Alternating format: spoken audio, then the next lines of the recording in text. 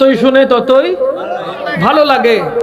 যারা দামি হয়েছে, যারা আল্লাহর কাছে মকবুল হয়েছে, যারা আল্লাহর কাছে দামি হয়েছে, তারা সবাই একমাত্র আমার নবীর কারণে দামি হয়েছে। কার কারণে বাবা? নবীর কারণে। এই জন্য নবীর শানটা বুঝন লাগবো। নবীর মান, নবীর শান বুঝতে হবে। যদি বুঝতে পারেন জীবন কামিয়াব, আর বুঝতে না পারলে আবু জেহেল আর আবু লাহাবের মতো হবে। ঠিক কিনা বলে? নবীকে দেখার পরও যারা ঈমান আনে নাই, নবুয়ত দেখার পরও ঈমান আনে নাই, কেমন কেমন নবুয়ত দেখেছেন। আবু জেহেল আসছে, আয়েশা বলতাছে আসমানের যে চাঁদ দেখা যায়, ওই চাঁদটারে 2 টুকরা করন যাইব।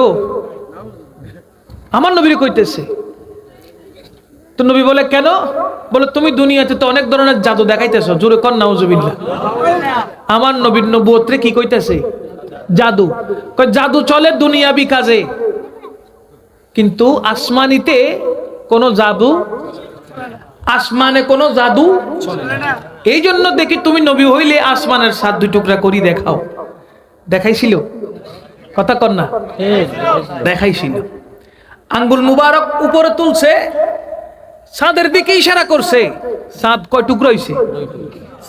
চাঁদ 2 টুকরা হয়ে গেছে। আমার নবীর কদম মুবারকে এসে হাজিরি দিয়েছে। তারপরও সে ঈমান আনছে। হাতের মুষ্টির ভিতরে 7খানা ছোট ছোট পাথরের কঙ্কর ছিল। আমার নবীর সামনে এসে কয়, আমার হাতের মুষ্টির ভিতরে কি আছে কইতে পারলে আমি ঈমান আনমু। আমার নবী কয়, তোমার হাতের ভিতরে যেটা আছে আমাকে বলতে হবে না, ওইগুলোই বলবে আমি কে। আমি কইতাম কে রে? আমারে কইব তোমার হাতের মুষ্টির মধ্যে যা আছে আমি কে সেটার পরিচয় দিব। তখন আমার নবী আঙ্গুল দিয়ে ইশারা করলেন। সাথে সাথে হাতখানার যেই 6-7খানা পাথর ছিল, পাথরের কি জান আছে? কথা কইতে পারে? কিন্তু আমার নবী ইশারা করলে জানও চলে আসে, কথাও কওয়া শুরু হয়ে যায়। আমার নবী ইশারা করছে, হাত থেকে ওই পাথরগুলো লাফ দিয়ে দিয়ে নিচে পড়ে গেছে। প্রত্যেকটা পাথর বলতে লাগলো আশহাদু আল্লা ইলাহা ইল্লাল্লাহু ওয়া আশহাদু আন্না মুহাম্মাদান আবদুহু ওয়া রাসূলুহু। বলেন না সুবহানাল্লাহ। এই নবুয়ত দেখা ঈমান আনছে? কোন না ঈমান আনছে? ঈমান আনে নাই। মক্কাতুল মুকাররমায় বর্তমানে সেটা মসজিদে সাজার নামে পরিচিত, ছোট্ট একটা মসজিদ। আমার নবীরে কয়, যদি সত্য নবী হইয়া থাকো, ওই দূরে দেখা যায় একটা খেজুর গাছ, সেই খেজুর গাছের পা দিয়া এখানে হাঁটাই আনতে পারবা? গাছ কখনো হাঁটে? কিন্তু আমার নবী চাইলে কোন না, আমার নবী চাইলে রাসূল করিম সাল্লাল্লাহু আলাইহি ওয়াসাল্লাম ওই গাছকে আঙ্গুল দিয়ে ইশারা করলেন, হে গাছ আমার সামনে এসে হাজির হও। বলেন না সুবহানাল্লাহ। গাছ সেখান থেকে উপড়ে গিয়ে গাছের পা সৃষ্টি হয়ে গেছে, হাঁটতে হাঁটতে আমার নবীর সামনে চলে এসেছে। এগুলো দেখার পরও আবু জেহেল ঈমান আনছে? ওই রকম আবু জেহেল মার্কা মুসলমান এখনো দুনিয়াতে আছে না নাই? যারা সত্য দেখার পর, সত্য জানার পর, সত্য বুঝার পর তারা কোনো কিছু মানবার চায় না। কথা কোন ঠিক কিনা? এজন্যই তো এত ফেরকার সিস্টেম হয়ে গেছে।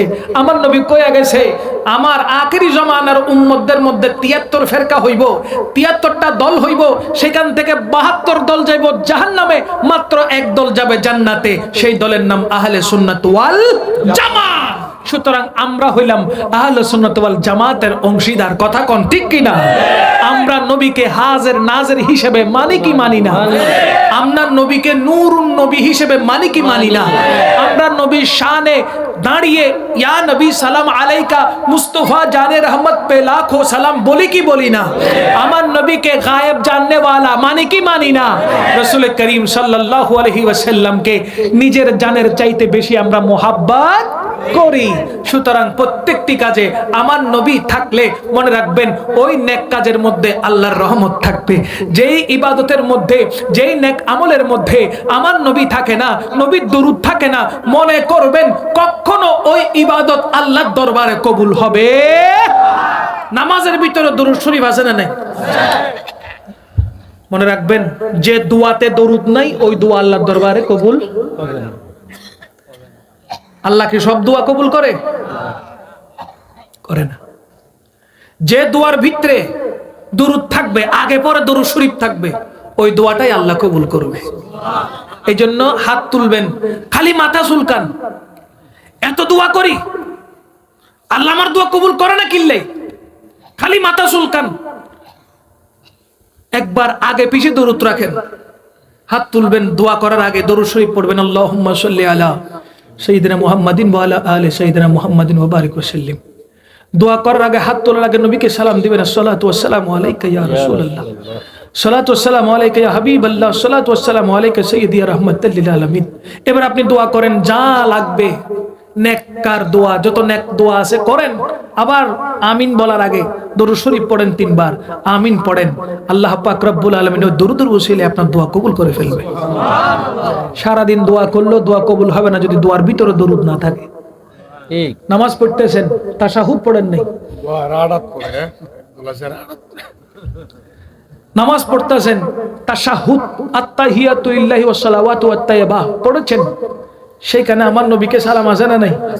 আসসালামু আলাইকা আইয়ুহান, আছে না নাই?